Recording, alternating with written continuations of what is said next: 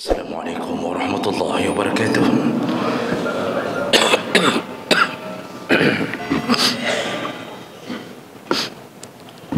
Alhamdulillahi rabbil alamin. Hamdan katsiran tayyiban mubarakan fih. Asyhadu an la ilaha illallah wahdahu la syarika lah. Wa asyhadu anna Muhammadan abduhu wa rasuluhul karim. Allahumma salli wa sallim ala nabiyyina wa sayyidina al-Mustafa Muhammadin wa ala alihi wa ashabihi ajma'in. Amma ba'd. Rabbi shrah li sadri wa yassir li amri wahlul 'uqdatam min lisani yafqahu qawli. Segala puji bagi Allah, kemudian salawat dan salam kepada Rasulullah, pada keluarga dan seluruh sahabat-sahabatnya. Bapak Ibu jemaah salat subuh yang Allah muliakan insyaAllah di dunia, dan insyaAllah mudah-mudahan dimuliakan di akhirat nanti. Kita masih membahas golongan orang-orang yang dijamin mendapatkan azab kubur berdasarkan dalil-dalil dari Allah dan Nabi sallallahu alaihi wasallam. Di pertemuan kita yang lalu, salah satu yang dijamin mendapatkan azab kubur yaitu seorang ibu yang tidak mau menyusui anaknya tanpa alasan di saat anaknya membutuhkan dan dia menelantarkan anaknya. Salah satu caranya dengan tidak memberinya ASI. Ini golongan perempuan yang dijamin mendapatkan azab kubur sebelum mendapatkan azab neraka Allah Subhanahu wa taala. Baik, kita lanjut orang berikutnya yang tercantum baik dalam ayat maupun hadis yang dia akan mendapatkan siksa sebelum menuju ke neraka, yaitu orang-orang yang diratapi, orang-orang yang ketika meninggalnya diratapi oleh ahli keluarganya. Dan ini ada beberapa hadis dengan derajat yang semuanya sahih, tidak ada khilaf di dalamnya, yang menyebutkan tentang nasib orang-orang yang meninggal dunia dan keluarganya meratapinya. Yang disebut dengan meratap atau disebut dengan niyahah bukan hanya menangis, tetapi mengeluarkan kalimat-kalimat yang sifatnya tidak rida dengan kepergian fulan, atau melakukan tindakan-tindakan seperti mengacak-ngacak rambut, merobek-robek baju, memukul-mukul diri, berteriak-teriak, pingsan berkali-kali, teriak lagi, terus dia lakukan itu, baik dilakukan oleh isteri atau anak-anaknya atau sanak saudaranya. Ini disebut niyah. Dalam hadis riwayat Tirmizi dengan derajat yang hasan, Rasulullah pernah mengatakan, sautani ahmaqani fajirani. Ada dua suara. Jadi di awal hadis Rasulullah mengatakan, ana nahaitu sautani ahmaq fajirani ahmaqan. Ada dua suara yang kularang, yaitu dua suara yang terburuk. Buruk sekali suara itu, kata Rasulullah. Yang pertama yaitu sautu mizmar inda ni'mah, suara seruling ketika mendapatkan nikmat. Ini yang dimaksud dengan suara seruling ketika mendapatkan nikmat. Yang dimaksud adalah mizmar asyayatin, serulingnya syaitan. Apa dia? Jazakallah. Yaitu suara musik-musik yang sifatnya berfoya-foya di saat mendapatkan nikmat, musik-musik kegembiraan, melampiaskan kebahagiaan. Kita pernah sebutkan dalam pengajian kita, para ulama masih khilaf tentang musik. Sebahagian mengatakan haram mutlak, sebahagian yang lain mengatakan haram, yaitu musik-musik yang berbau syaitan. Artinya seperti bahasa kita, musik gedam-gedum, keyboard di tengah-tengah kebahagiaan walimah. Dan kita juga pernah belajar dalam pengajian kita, boleh tidak datang atau gugur wajib datang ke walimah yang ada musik-musik seperti itu. Karena pada dasarnya mendatangi walimah wajib, namun ketika mendapatkan keyboard di dalamnya, gugurlah kewajiban itu. Boleh tidak datang dan tidak berdosa. Itu musik pertama, suara pertama yang Rasulullah katakan paling buruk. Dan yang kedua kata Rasulullah, yaitu sautu rinnatin andal musibah, suara ratapan ketika musibah. Jadi dua suara ini sangat-sangat dibenci oleh Rasulullah. Lalu yang berhubungan dengan si mayat, berdasarkan beberapa hadis, di antaranya hadis Umar bin Khattab radhiyallahu anhu qala Rasulullah sallallahu alaihi wasallam, Rasulullah berkata, al-mayyitu yu'azabu bi buka'il hayy alaihi, mayat itu diazab berdasarkan tangisan orang yang hidup untuknya. Hadis riwayat Bukhari Muslim. Dalam hadis yang lain, Rasulullah sallallahu alaihi wasallam menyebutkan, Aisyah radhiyallahu anha mengatakan bahawa Rasulullah sallallahu alaihi wasallam ketika melewati rumah dari seorang yang sedang ditangisi oleh keluarganya, lalu Rasulullah berkata, innahum la yabkuna 'alaiha wa innaha la tu'azzabu fi qabriha. Jadi ada seorang perempuan meninggal, ditangisi oleh keluarganya dengan ratapan. Di situ Rasulullah ketika melewati itu, beliau mengatakan keluarga itu menangisi mayat tersebut, padahal mayat tersebut sedang disiksa karena tangisan itu. Hadis riwayat Bukhari dengan derajat yang sahih. Dalam hadis yang lain dari Mughirah bin Syu'bah, juga dari hadis Bukhari Muslim, Rasulullah sallallahu alaihi wasallam berkata, man niha alaihi yu'azzabu bima niha alaihi. Barang siapa yang meninggal dan diratapi oleh keluarganya, maka dia disiksa dengan ratapan keluarganya.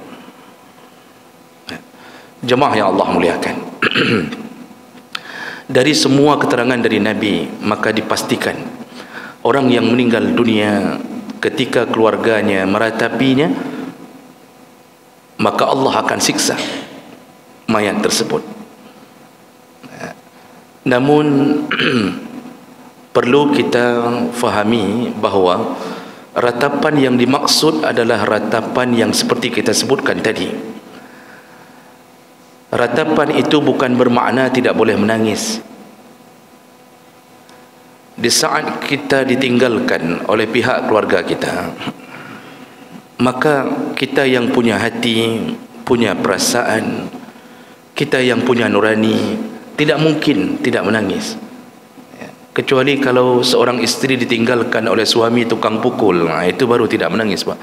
Dia akan tertawa, loncat-loncat karena kegembiraan, karena meninggal suaminya yang jahat.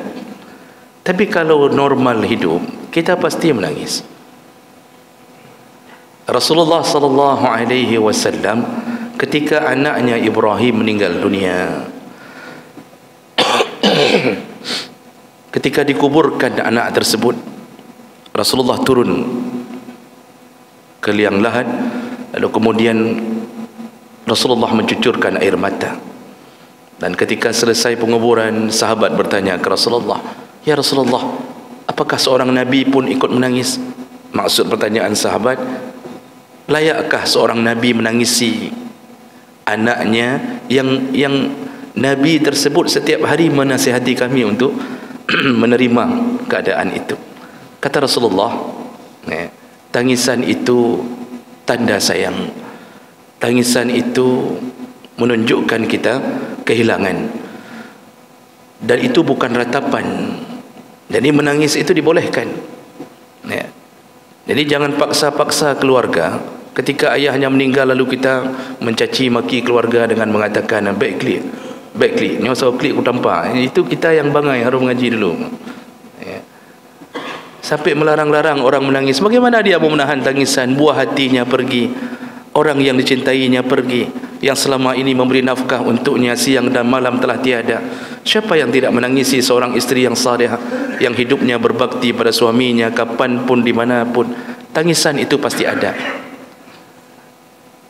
Namun yang dilarang bukan tangisan, tapi perbuatan kaum jahiliyah. Makanya dalam hadis yang lain Rasulullah mengatakan, masih ada 4 perkara perbuatan jahiliyah yang akan dilanjutkan oleh umatku.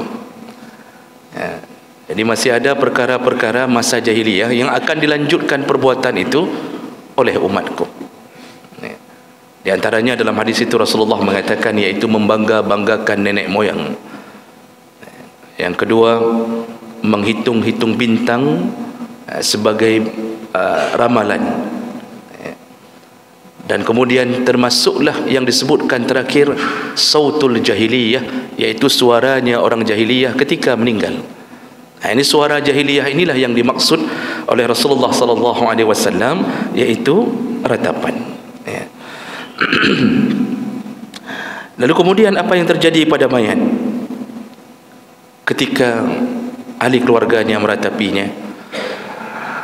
Ratapan jahiliyah itu yang sering terjadi di masa jahiliyah, mereka akan mengatakan berbagai perkara yang seakan-akan si mayat belum layak untuk diambil oleh Allah Subhanahu wa taala.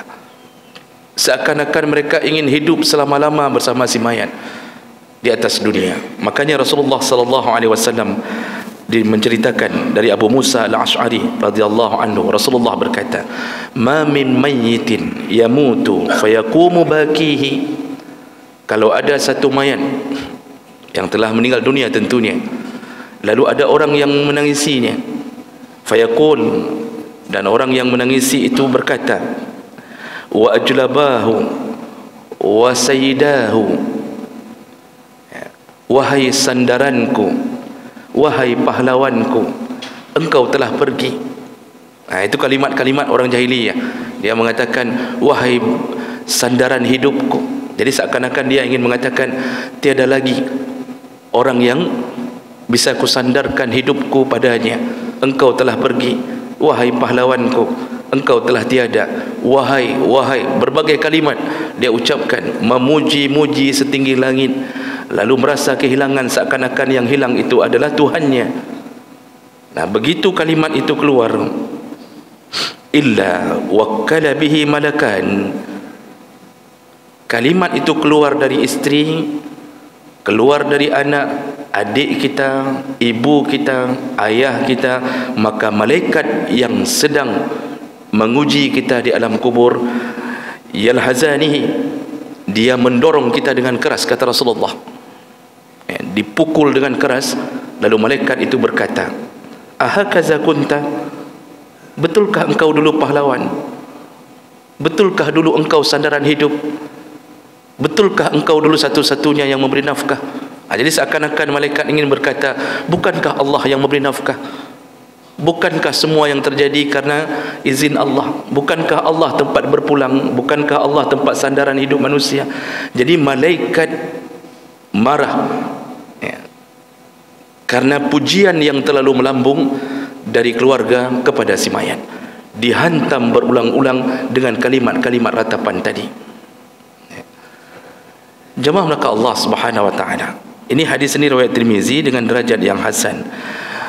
Setelah kita menceritakan tentang hadis-hadis, dalil-dalil adanya siksa kubur dengan ratapan keluarga, tentu menjadi pertanyaan besar dalam fikiran kita. Kenapa pula kita yang disiksa, sedangkan kita orang yang meninggal, yang meratap anak kita, istri kita, kenapa kita yang disiksa? Yang pertama, yang perlu kita jelaskan bahawa setelah disyarah hadis-hadis ini oleh imam-imam besar, contohnya Ibnu Hajar Al-Asqalani, karena ini hadis Bukhari Muslim, juga Imam Nawawi dalam syarah Sahih Muslim, sepakat semua ulama mengatakan ternyata siksa itu berlaku bagi mayat yang punya dua amalan ketika masih hidup yang berhubungan dengan ratapan. Yang pertama, dialah yang menyuruh keluarganya untuk meratap. Jadi di masa jahiliyah ada sebuah kebanggaan kalau ditangisi beramai-ramai. Jadi dianggap orang hebat, telah meninggal, orang yang dibutuhkan oleh semua masyarakat, telah hilanglah dunia ini dengan kehilangannya. Jadi dia mewasiatkan kepada keluarganya, ini kebiasaan jahiliyah, dia wasiatkan kepada keluarganya, nanti kalau saya meninggal, tangisilah diriku beramai-ramai. Itu yang disepakati oleh para ulama, yang menyebabkan dosa itu dialirkan kembali kepada si mayat. Ini hubungan kaitnya di sini. Jadi disuruh kepada keluarga untuk meratapinya. Mungkin kalau sekarang kita, iman kita sudah bagus, Bang. Awal-awal Islam itu susah dihilangkan. Walaupun sudah masuk Islam, jadi seakan-akan membuat sebuah settingan, bahawa kita ini orang yang benar-benar berharga di mata masyarakat. Salah satu buktinya orang semua menangis. Jadi ada yang berpura-pura menangis, ada yang berpura-pura meratap. Ratapan itulah yang kita suruh dipulangkan kembali oleh Allah ke dalam alam kubur. Itu yang pertama. Atau amalan kedua, kita sudah tahu keluarga kita kurang bagus imannya, kita sudah tahu bahawa istri kita orangnya panik, kita sudah tahu anak-anak gadis kita orang yang tidak kuat hatinya, lalu kita tidak berwasiat kepada keluarga kita untuk tidak meratap. Jadi kita tidak ada wasiat iman. Kita tidak katakan kepada anak dan istri kita, nak, kalau ayah meninggal jangan meratap. Tidak ada nasihat itu. Padahal kita tahu keadaan keluarga kita orang yang lemah hatinya, sehingga timbullah ratapan. Mulailah ketika meninggal dari rumah sakit, dibawa dengan ambulan, terus-terusan mengetuk-ngetuk di jendela ambulan, berteriak-teriak, memeluk mayat terus-terusan sambil meracau kalimat-kalimat yang tidak terima. Di saat itulah kita diazab. Apa salah kita? Kita tidak memberi nasihat kepada anak istri kita. Makanya Abdullah bin Qais, salah seorang sahabat, ketika meninggal dunia, ketika hampir meninggal dunia, dia berada di salah satu pangkuan istrinya. Ini dalam hadis juga disebutkan. Ketika dia pingsan, dia mengetahui bahwa istrinya mulai meratapinya karena mengira dia sudah meninggal. Terus istrinya meratapinya. Ketika bangun dari pingsan, dia berkata kepada istrinya, "Ana bari, aku berlepas diri dari ratapan kalian. Aku tidak pernah menyuruhnya. Aku berlepas diri dari orang yang merobek-robek bajunya, kemudian menarik-narik rambutnya." Itu dalam bahasa beliau. Beliau di saat itu menyadari diri bahwa kalau beliau meninggal terjadilah seperti ini. Untung cuma pingsan. Beliau akan menghadapi sakaratul maut tapi pingsan. Di situ nasihatnya kepada istri, maksudnya, kalau kalian meratapiku, aku tidak pernah menyuruh kalian. Aku berlepas diri dari apa yang telah dilarang oleh Rasulullah sallallahu alaihi wasallam. Jadi jemaah melakukan Allah, tugas kita selama hidup sambil duduk-duduk, ketika menonton sinetron Azam, di saat itu katakan kepada istri dan anak kita, ni kalau ayah meninggal jangan ada yang meratap. Nasihati, bawalah ayah dengan baik. Nanti tunjukkan anak tertua, nak, kamu yang mensolatkan ayah, nyan benar wate untuknya. Ini jangan kita bicara bisnis, bicara hubungan-hubungan dunia, tapi anak tidak siap, tidak menerima wasiat apapun dari ayahnya, sehingga waktu meninggal sewa Tengku Imam untuk mensolatkan jenazah. Padahal dalam semua kitab, urusan jenazah itu urusan keluarga, bukan urusan kampung yang berhak menentukan. Keluarga, siapa yang jadi imam, izin keluarga. Tidak boleh Tengku Imam langsung menyelonong masuk dengan mengatakan dia jadi imam. Tidak boleh. Tanya pada pihak keluarga. Kalau diizinkan boleh, kalau tidak diizinkan anaknya lah yang paling berhak untuk menjadi imam. Itu urusan itu penuh mutlak milik keluarga. Di mana mau ditanam, keluarga yang menentukan. Oh, musyawarah boleh, keputusan tetap keluarga. Jadi jemaah maka Allah, kenapa ratapan ini begitu dibenci oleh Allah sehingga si mayat bisa diazab hanya gara-gara menyuruh keluarganya meratap?